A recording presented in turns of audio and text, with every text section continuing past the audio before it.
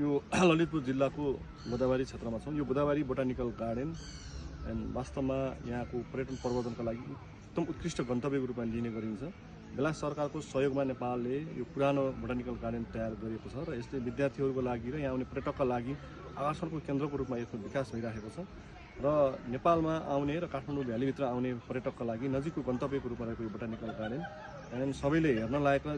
दृश्य अवलोकन गर्नुपर्ने क्षेत्रको रूपमा यसको विकास भएको छ र यसलाई अझै विस्तार र यसलाई अझै सौन्दर्यीकरणको लागि आवश्यकता देखिन्छ। यस्ता गार्डनहरू प्रत्येक जिल्लामा, प्रत्येक पालिका र प्रत्येक स्थानीय तहहरूले गर्नको लागि जरुरी देखिन्छ, जसले पर्यटन प्रवर्धन र स्थानीय तहका मानिसहरूलाई खेल्न, बस्न, रमाउनको लागि उपयुक्त गन्तव्य स्थलको रूपमा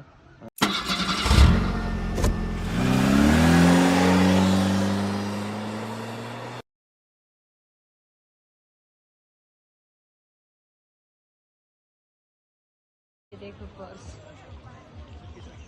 भित्रको फुलहरु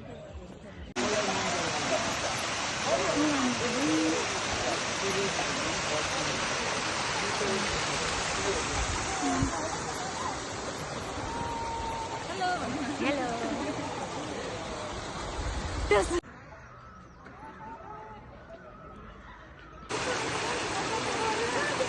केही भन्नु अङ्कल हजुरको पत्रकारिता